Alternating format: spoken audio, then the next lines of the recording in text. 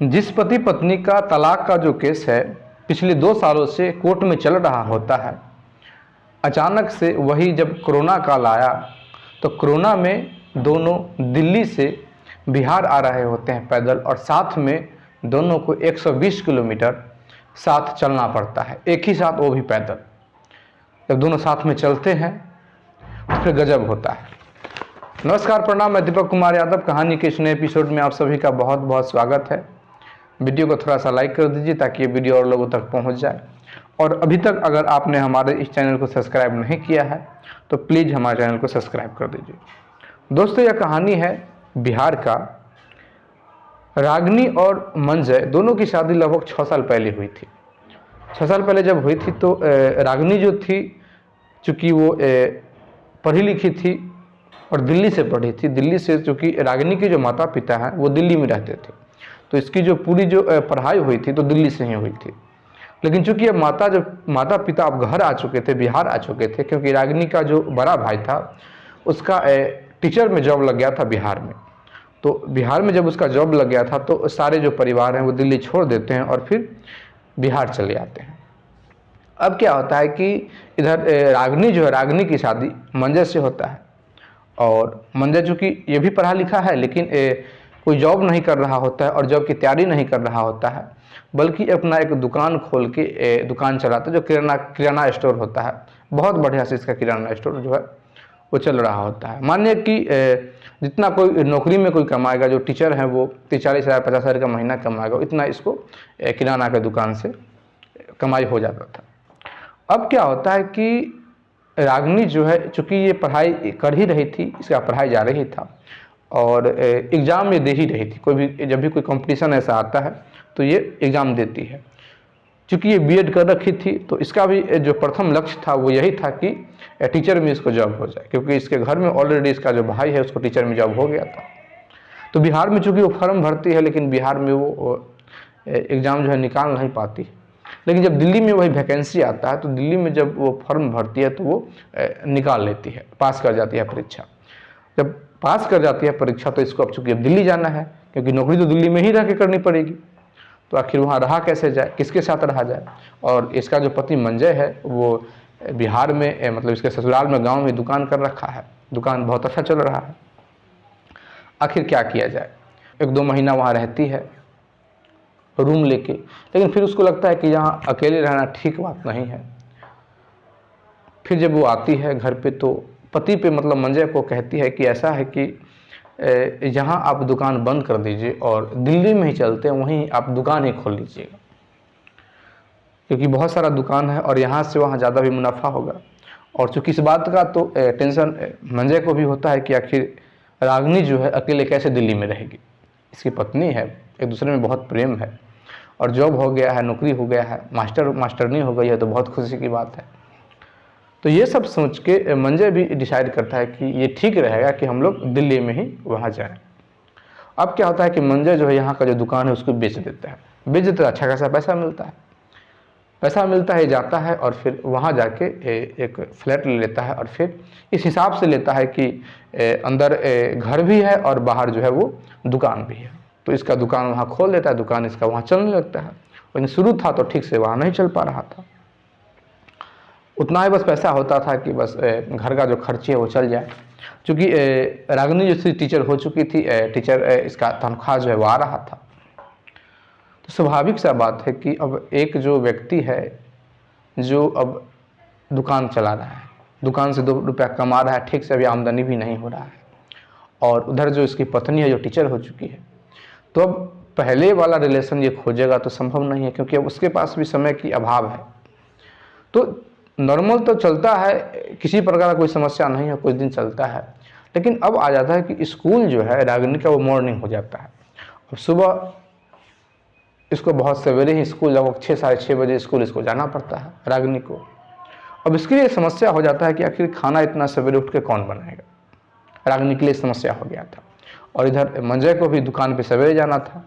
तो रागनी जो है पहले एक भी काम के लिए मंजय को नहीं कहती थी, लेकिन अब चूँकि मंजय को टोकने लगी थी कि थोड़ा हेल्प करवा दो।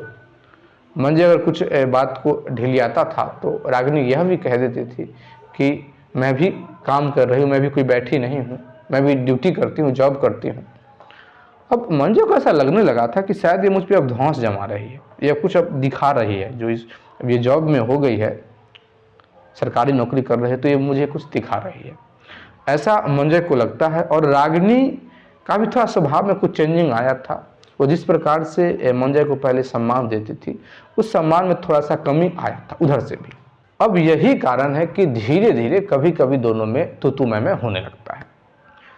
ये तू मैं जो है कभी कभी बढ़ भी जाता है, और बढ़ने का ये सिला होता है कि कभी कभी दोनों घर में खाना ही नहीं बनता है, और झगड़ा दोनों में तो होता है, लेकिन आखिर कोई तीसरा कोई समझाने वाला है नहीं कि दोनों को समझाए। किसी प्रकार का कोई बात होता है तो होता है कि अगर घर में है, परिवार में है, तो लोग इंटरफेयर करते हैं उसमें, तो दोनों को समझाते हैं अलग अलग लेके। लेकिन वहाँ तो कोई है नहीं दोनों के अलावा, तो जो भी अगर झगड़ा होगा, कोई विवाद होता है, तो जितना बढ़ना होगा वो विवाद उतना बढ़ ही जाएगा। अब क्या होता है कि ये जो मंजू है, एक दिन जब दोनों में झगड़ा होता है तो मंजू के मुख से एक दिन बात निकल जाता है कि मैं सब समझ रहा हूँ कि तुम क्यों उड़ रही हो, इतना लगता है कि मेरे से तुम्हारा मन भर गया है, मैं तुमको बोझ लग रहा हूँ, तुमको लग रहा है कि मेरा जो पति है वो एक दुकानदार है, दुकान चला रहा है, पैसा कम कमा रहा है, मैं ज़्यादा कमा रही हूँ, और अगर तुम किसी और के साथ रहना चाहती हो तुम रह सकती हो। ये बात जब मंजू बोलता है तो रागिनी को बहुत बड़ा खराब लगता है ये बात कि आखिर ये बात ये कैसे बोल सकता है और क्यों बोल रहा है ये बात। तो वो भी इस बात पे और मतलब गुस्सा हो जाती है और बढ़ा चढ़ा के वो भी बोलने लगती है। दोनों में तू मैं होने लगता है। और अब रागिनी भी चुप कहाँ बैठने वाली थी, वो भी कहती है कि तुम्हारी दुकान पे जो लड़की आती है, महिला आती है, सब हम समझते हैं कि तुम क्या करते हो वहाँ पूरा दिन बैठ के। चूँकि एक दूसरे पर इल्ज़ाम लगाना था, इल्ज़ाम चूँकि जानबूझ के लगा रहे थे, ये मान के लगा रहे थे इल्ज़ाम के, ऐसा कोई बात है नहीं, लेकिन जानबूझ के इल्ज़ाम लगाया जा रहा है। दोनों जानबूझ के ही इल्ज़ाम लगा रहा था एक दूसरे पर, मतलब अपने आप को मतलब बात से ऊंचा बनने के लिए, कि उसको बात से उसको दबा देना है। लेकिन क्या होता है कि एक दिन मंजू जो है कुछ ज़्यादा ही कह देता है, और मंजू जो कहता है वो स्कूल में रागिनी को स्कूल में कुछ जो मर्द जो कुछ लड़के जो टीचर थे उसको लेकर कुछ बोल देता है कि अगर इतना ही तुमको हमसे दिक्कत हो रहा है, शर्म आ रहा है, तो तुम्हारे साथ स्कूल में पढ़ाने वाला टीचर है उससे तुम शादी कर लो, हमसे तलाक ले लो। अब जैसे ये बात मंजू कहता है तो रागिनी जो इस बात को पकड़ लेती है, और पकड़ लेती है और कहती है कि मुझे तुम्हारे साथ रहना ही नहीं है, मुझे तलाक ही लेना है तुमसे। ये भी कहाँ चुप होने वाला था, तो ये तो ऐसे ही बोल दिया था। लेकिन जब रागिनी जब गुस्सा हो जाती है, स्कूल टीचर का जैसे ही नाम लिया, तो ये मतलब आगे बोल देता है कि देखा अगर उसका नाम लिया तो तुमको कितना बड़ा बुरा लग गया, मतलब इस प्रकार से जो मंजू है वो कह देता है। रागिनी कहती है कि मुझे तुम्हारे साथ अब किसी भी हाल में रहना ही नहीं है। मंजू भी कहता है कि अब तुम्हें मेरे साथ रहने की क्या आवश्यकता है, तुम पैसा कमाती हो, नौकरी करती हो, 1000 मिल जाएगा तुमको। दोनों में इसी प्रकार से बात होता है। रागिनी जो स्कूल जाती है, स्कूल से आती है, थोड़ा चाहती है कि ठंडे दिमाग से इस चीज़ को हैंडल करे, लेकिन अभी भी दोनों का जो गुस्सा था शांत नहीं हुआ था। फिर विवाद बढ़ जाता है और इस बार दोनों में मारपीट का नौबत आ जाता है, एक दूसरे पर दोनों हाथ उठा देते हैं। और इसका नतीजा यह होता है कि रागिनी सीधा जाती है और अपील कर देती है कि हमें तलाक लेना है, मैं इसके साथ नहीं रह सकती। जब ये बात होता है तो मंजू को अब इस बात पर विश्वास होने लगा था कि शायद जो मैं शक कर रहा था, शक नहीं, मैं ऐसे ही जो बोल रहा था, वो बात में शायद कुछ सच्चाई है। स्वाभाविक है कि अब लड़की है, कहीं जा रही है, तो शक थोड़ा सा तो किसी भी मर्द को रहता है कि थोड़ा सा शक की निगाह से वो देखे। लेकिन जब तलाक की बात रागिनी जो है कर देती है कोर्ट में, तो इसको पूरा विश्वास हो जाता है कि ये इसमें दाल में कुछ ज़रूर काला है, ऐसा ये कर नहीं सकती है। आखिर ये तलाक इतना बात के लिए क्यों लेगी, ज़रूर जहाँ ये पढ़ाने जाती है वहाँ कुछ बात है। अब ये भी कहता है कि मुझे भी तुम्हारे साथ नहीं रहना है, लेकिन चूंकि कोर्ट का चक्कर होता है, कोर्ट में तलाक का जो मैटर है इसको जल्दी फैसला नहीं दिया जाता है, एक समय दिया जाता है ताकि एक दूसरे को समझें। कुछ दिनों तक दोनों का जो मामला जो है कोर्ट में चलता है, तो चूंकि घर पर किसी को कुछ नहीं पता है। अब क्या होता है कि रागिनी जो है जहाँ अपने पति के साथ रहती थी वहाँ से वो हट जाती है, चली जाती है, और अलग एक अपना कमरा ले लेती है, वहाँ वो रहने लगती है। दोनों में कोई बातचीत नहीं होता है, बस जब भी मुलाकात होता है तो कोर्ट में होता है। कोर्ट में दोनों का तू में खूब होता है और दोनों पक्ष में है कि हमें तलाक लेना है। किसी प्रकार का किसी को कोई दिक्कत नहीं है, तलाक लेने में कोई अड़चन नहीं है, लेकिन चूंकि कोर्ट का प्रक्रिया है, वो समय दे रहा था कि टाल रहा था बात को, क्योंकि वहाँ पता था कि यहाँ कोई मैटर है नहीं, थोड़ा सा समझदारी का फ़र्क हो गया है, इसीलिए इस चीज़ को वहाँ टाला जा रहा था, जज के द्वारा फैसला नहीं दिया जा रहा था। अब क्या होता है कि यह बात धीरे धीरे दोनों के घर वालों को पता चल जाता है कि दोनों साथ में नहीं रह रहे हैं। जब ये बात पता चलता है तो अब इधर जो मंजय है, इसके दोस्त इसको कॉल करने लगते हैं कि मैंने मना किया था कि तुम दिल्ली मत जा, पत्नी को लेकर दिल्ली मत जा। वही कहता है कि ज़्यादा लोभ के चक्कर में तुम्हारे साथ ऐसा हुआ है, अब किसी को तो मुँह दिखाने काबिल नहीं हो, तलाक लेगी। ये तलाक लेती है तब तक ठीक है, लेकिन कहीं अलग शादी कर लेगी फिर तो और दिक्कत हो जाएगा। ये सारी बात जो है होता है। और उधर रागिनी के जो माता पिता हैं, भाई लोग हैं, वो भी इस चीज़ को रोकते हैं। अब रागिनी कहती है कि मैं इस आदमी के साथ रह नहीं सकती क्योंकि इसने मुझ पर शक कर लिया है, और जब संबंध में विश्वास ही नहीं हो फिर वहाँ रहने से कोई फायदा नहीं है। रागिनी इस प्रकार से वहाँ कहती है। घर वाले भी समझाते हैं, लेकिन मानने का रागिनी भी किसी प्रकार से इस चीज़ को एक्सेप्ट नहीं कर रही थी कि मैं अब उसके साथ रह भी सकती हूँ। मामला कोर्ट में चल रहा होता है, दोनों तारीख करते हैं, दोनों अलग अलग रहते हैं, इसका भी दुकान चल रहा होता है। अब क्या होता है कि समय आ जाता है कोरोना का समय होता है। चूँकि शुरू में जब कोरोना आया तो चूँकि दिल्ली में ये सरकारी टीचर थी तो इसको भी ड्यूटी लगा दिया गया, और ये जो मंजय था ये भी राशन का दुकान कर रखा था, तो राशन के दुकान पर भी इसको एक समय काम था, लोग यहाँ से सामान ले जा रहे थे, अच्छा खासा आमदनी इसको भी हो रहा था। जब तक गाड़ी चल रहा था तब तक ये दोनों डिसाइड नहीं करते हैं। इधर जो मंजय है ये भी डिसाइड नहीं करता है कि हमें घर जाना है, उधर उसको तो ड्यूटी ही लगा हुआ था। लेकिन एक समय ऐसा आता है कि दिल्ली से लोग दिल्ली छोड़ के पैदल ही भागने लगते हैं। न्यूज़ में ये बात पूरा चलने लगता है और दिल्ली में बहुत ज़ोर से कोरोना जो है वो फैलने लगता है। दिल्ली से सब उस प्रकार से भाग रहे थे जैसे कि जो दिल्ली में अगर बच जाए तो मर जाएगा, वो बचेगा ही नहीं।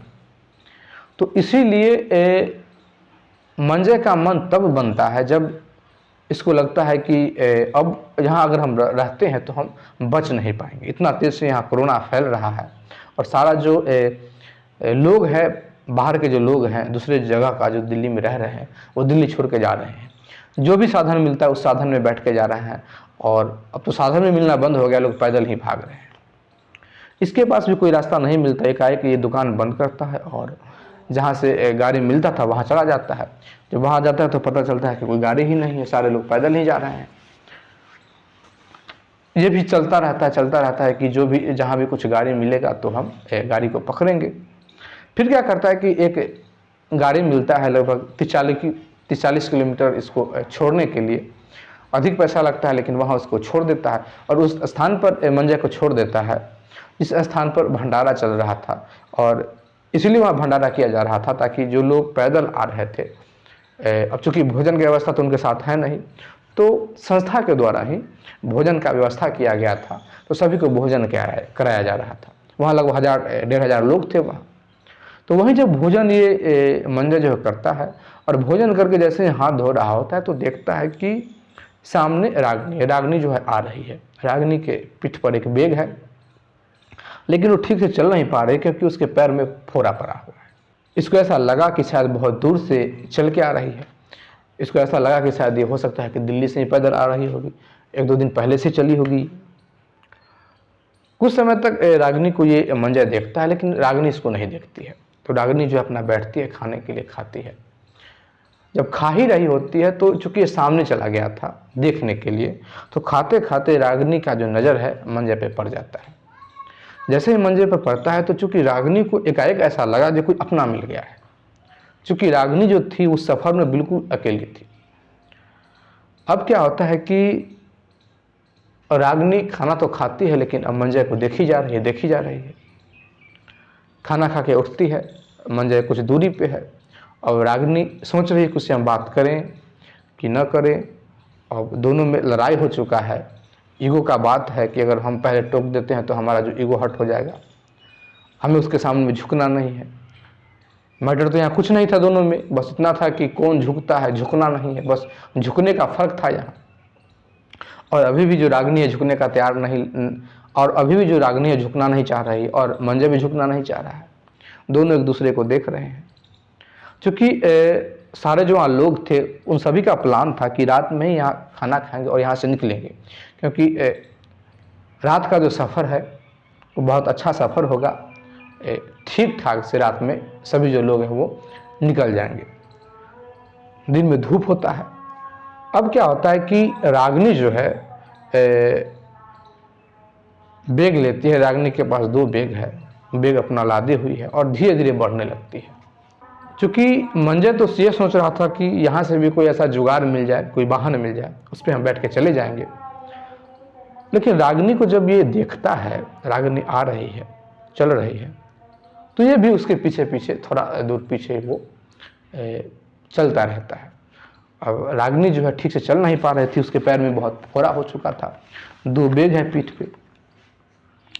अब क्या होता है कि थोड़ा सा मंजा जो है आगे बढ़ता है। इसको बर्दाश्त नहीं होता है, लाख एक दूसरे से लड़ाई होता था, कोर्ट में केस चल रहा है, लेकिन चूंकि अभी तक दोनों इसलिए लड़ रहे थे क्योंकि दोनों के पास अकड़ था, दोनों अकड़ रहे थे। लेकिन चूंकि अब रागिनी जो थी वो बेबस थी, दर्द में थी, पीड़ा में थी, और चलना भी है क्योंकि रुक नहीं सकती है, क्योंकि सारे जो कुछ मतलब जो साथ में आए थे वो निकल रहे हैं, तो अकेले रुक कैसे जाएगी वो, और फिर अनजान जगह पे। अब क्या होता है कि मंजे जो है थोड़ा झटकता है, स्पीड अपना बढ़ाता है और रागिनी के करीब जाता है और कहता है कि ये बैग तुम मुझे दे सकती हो। अब रागिनी जो है थोड़ा दूर चलती है, 1-2 कदम, और फिर पीछे मुड़ के देखती है, थोड़ा समय सोचती है और फिर अपना जो बैग है वो इसको दे देती है। जब इसको अपना बैग दे देती है तो ये भी अब साथ साथ में चलने लगता है। मंजा कहता है कि मैं तो गाड़ी पकड़ के आ गया था, क्या तुम पैदल ही आ गई?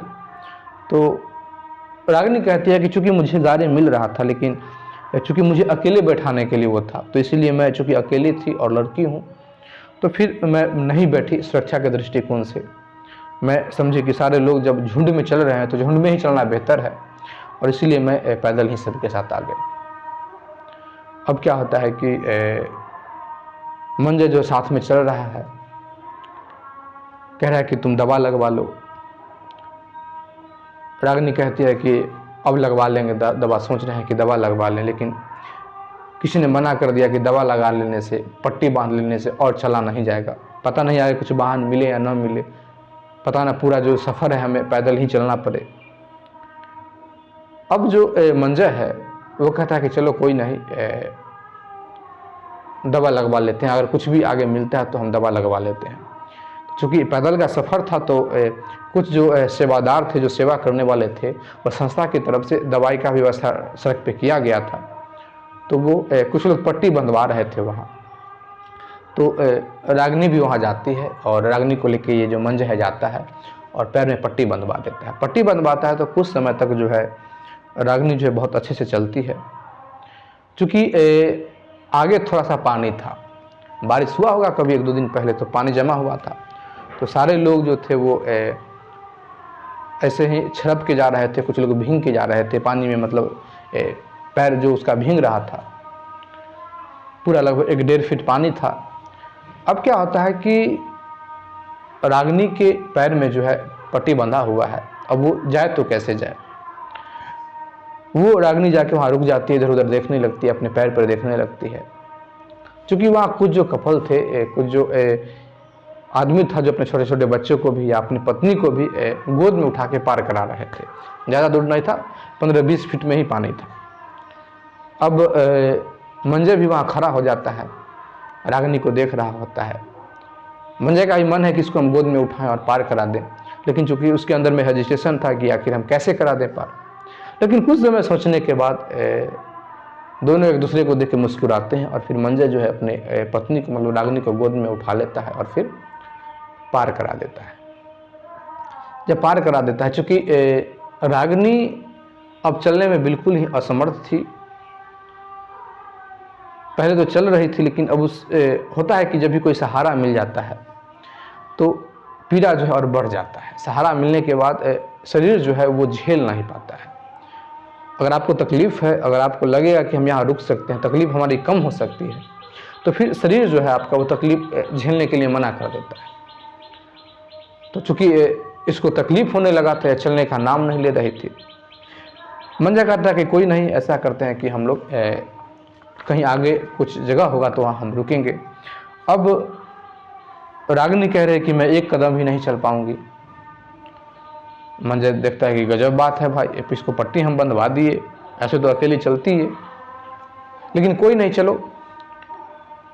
कुछ जो वहाँ मर्द थे अपनी पत्नी को कंधे पर उठाए हुए थे, हंसते खेलते जा रहे थे। मंजा भी क्या करता है कि रागिनी को अपने कहता है कि ठीक है, कंधे पे बैठ जा, और कंधे पे अपनी पत्नी को उठा लेता है। और फिर लगभग 1-1.5 किलोमीटर आगे जाता है तो पता चलता है कि वहाँ 200-300 जो लोग हैं वहाँ विश्राम कर रहे हैं, आराम कर रहे हैं। अब मंजा डिसाइड करता है कि हम लोग यहीं रुक जाएंगे और यहीं से कोई साधन होगा, कोई ऐसा गाड़ी होगा तो देखेंगे। चूँकि मंजा के लिए अकेले जाना कोई भारी बात नहीं था, वो किसी के साथ भी जा सकता था। अकेले जाना है, किसी कहीं भी लटक के जा सकता था। लेकिन चूँकि रागिनी जो थी ये किसी के साथ बैठना नहीं चाह रही थी। जब पूरा झुंड थी तो पूरा झुंड किसी गाड़ी पे आ नहीं सकता है, और अकेले बैठ सकती है क्योंकि इसके पास पैसे भी हैं। तो अकेले बैठने में इसको डर लगता है कि आखिर हम कैसे बढ़ जाएं किसी अनजान के साथ। उससे अच्छा है कि हम झुंड में ही चले। चूँकि अब 1 से 2 हो गए थे तो वहाँ रात में विश्राम करते हैं। जब सुबह होता है तो दोनों फ्रेश व्रेश होते हैं, दोनों में बातचीत होता है। जब सुबह होता है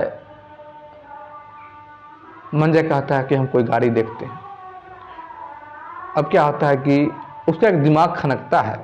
उसको याद आता है कि मेरा जो कुछ जानकार लड़का है 1-2 ट्रक चलाता है, उसको कॉल किया और कॉल किया, बोला कि मैं फला जगह फंसा हुआ हूँ, कुछ रास्ता बताओ, तुम कहाँ हो। तो उसका जो लड़का था वो कहता है कि हम तो घर पे हैं, बिहार में ही हैं।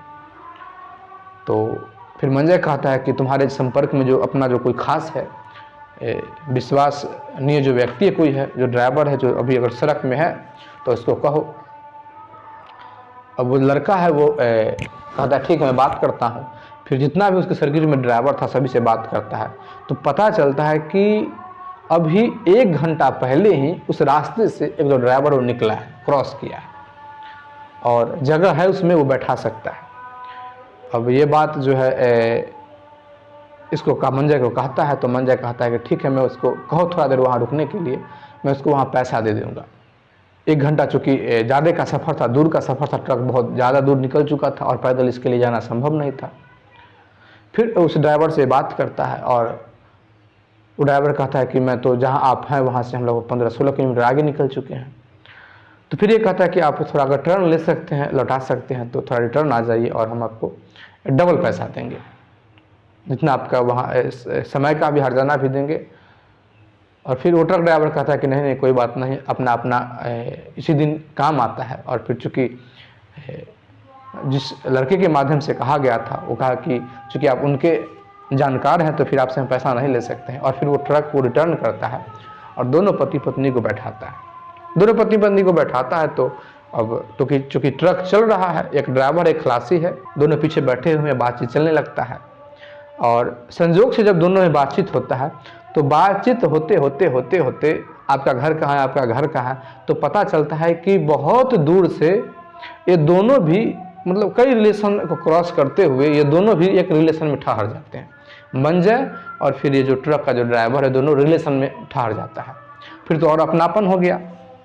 और फिर इसके बाद क्या होता है कि मंजा से पूछने लगता है कि कैसे कैसे आप मतलब वहाँ क्या करते हैं।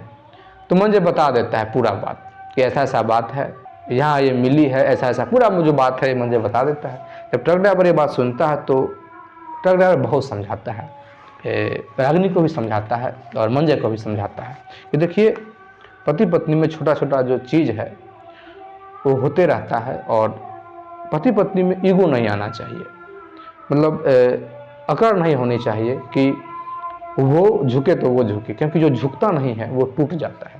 तो झुकना सीखिए। कोई नहीं, अगर आप पति हैं तो आप भी झुक जाइए। अगर आपको लगता है कि अभी ये ज़्यादा गुस्से में है, ये झुक नहीं पा रहे, तो आपको झुक जाना चाहिए। चूँकि दोनों साथ तो थे, लेकिन अभी तक दोनों ये डिसाइड नहीं किए थे कि हमें साथ ही रहना है। लेकिन चूँकि ट्रक जो ड्राइवर है वो इतना समझाता है, इतना प्यार से समझाता है और अपने बारे में बताता है कि देखिए मैं बाहर रह रहा हूँ और मेरी पत्नी गाँव रह रही है, इस प्रकार से वो समझाता है ना कि उधर रागिनी की आंखों से आंसू चलने लगता है। रागिनी की आंखों से आंसू चलने लगता है और फिर मंजय वो देखता है तो आंसू उसका पोंछता है। दोनों बहुत अफसोस जता रहे होते हैं, क्योंकि दोनों का लगभग 2 साल जो है बर्बाद हो चुका था। अब मंजय भी अपना दिल का बात जो है वो खोल देता है और कहता है कि 2 साल हमने किस प्रकार से काटा है हम ही जानते हैं। रागिनी भी रोती हुई कहती है कि अगर आप रोते हुए काटे हैं तो हम भी कोई हंस नहीं रहे थे, हम भी रो रहे थे। दोनों में इसी प्रकार से बात होता है और फिर ये डिसाइड होता है कि आखिर अब जाना कहाँ है, क्योंकि दोनों के परिवार वाले जान गए हैं कि दोनों साथ में नहीं रहते हैं। तो रागिनी कहती है कि मैं ससुराल ही जाऊंगी, मतलब कि मंजय के घर ही जाऊंगी। क्योंकि जिस स्थान से ट्रक को कर जाना था तो ट्रक उस रास्ते से कर जाती है और फिर ये उतर जाता है और घर पर जो है ये मंजय कॉल करता है तो गाड़ी जो है एक वहाँ भेज दिया जाता है और फिर वहाँ से मंजय जो है गाड़ी पे बैठ जाता है। जैसे ही दरवाजे पे देखता है कि मंजय है, उसकी पत्नी है, तो सारे लोग हैरान हो जाते हैं कि इसके बारे में हम क्या क्या नहीं सुने थे, किस प्रकार से हल्ला हुआ था। और फिर दोनों चूँकि घर तो चले गए थे लेकिन दोनों को साथ रहना था, तो कोरोना में दोनों को 14 दिनों के लिए ये विशेष हिदायत था कि दोनों को अलग रहना पड़ेगा। तो फिर एक घर से थोड़ा दूर एक मतलब झोपड़ी बना हुआ था, तो वहाँ पर ही दोनों को रख दिया जाता है कि आपको 14 दिन इसी में रहना है, दोनों पति पत्नी को। अब दोनों पति पत्नी 14 दिन जो साथ में रहते हैं, इतना दिन बिछड़ने के बाद जब दोनों मिल रहे थे तो दोनों को ऐसा लग रहा था कि शायद हम इस प्रकार से एक दूसरे से जो हमारा प्रेम है शायद हम इतना कभी नहीं किए होंगे। शायद हम जब हमारी शादी हुई होगी तो हम दोनों में इतना जो समझदारी है, इतना एक दूसरे का सम्मान देना, एक दूसरे को समझना और एक दूसरे से प्रेम कभी नहीं किया होगा हमने। क्योंकि पहले तो किसी प्रकार का टेंशन भी था और आज 14 दिनों के लिए बिल्कुल बुझे कि 14 दिनों के लिए दोनों हनीमून पर थे। कोई वहाँ जाता भी नहीं था और दूर से ही बाहर से कोई खाना रख देता था, पानी पहुँचा देता था और चला आता था। और ये जो घर से कुछ दूर जो एक झोपड़ी था जहाँ मैं बेसी रहता था, वहाँ आराम से मज़े से दोनों पति पत्नी रहते हैं। और 14 दिन जब समाप्त होता है तो घर जाते हैं, बहुत आराम से, बहुत मज़े से, आनंद के साथ ये पति पत्नी जो है वो दोनों रहने लगते हैं। दोस्तों, यह कहानी आपको कैसी लगी कमेंट करके ज़रूर बताइएगा। और इस कहानी के माध्यम से एक बात हम ज़रूर कहना चाहते हैं कि जो पति पत्नी का झगड़ा होता है इसमें बहुत मामूली सा बात होता है, कोई विशेष मैटर नहीं होता है। कोई पति पत्नी का झगड़ा का अगर आप उसका निचोड़ निकालेंगे तो पता चलेगा कि बात बहुत छोटा सा है। चाहे कितना भी बड़ा किसी का विवाद हो, झगड़ा हो, लेकिन अगर उचित परिस्थिति दोनों को दिया जाता है तो सभी जो लोग हैं वो एक दूसरे को समझ पाते हैं और फिर जो पुराना जो घाव है वो भी भर जाता है। हमारे पास कुछ व्यूअर्स का नाम आया है। उदय भान चौबे, बालेश्वर बिहारी मुंबई से, जितेंद्र यादव जी हैं, सुरेश नायक गोलाबाई उड़ीसा से, रोहित कुमार जी हैं उत्तर प्रदेश से, सन्नी वर्मा जी सीतापुर से, गजराज सिंह हैं सावदे से, राम पहल जी हैं करनाल हरियाणा से। आप लोग भी अपना नाम, अपना स्थान हमें भेज सकते हैं, तो अगली वीडियो में हम आप लोग का भी नाम लेंगे। अगर आप इसी प्रकार का और भी स्टोरी सुनना चाहते हैं तो प्लीज़ हमारे चैनल को सब्सक्राइब कर दीजिए, लाइक कर दीजिए, कमेंट कर दीजिए, शेयर कर दीजिए। जय हिंद, जय भारत।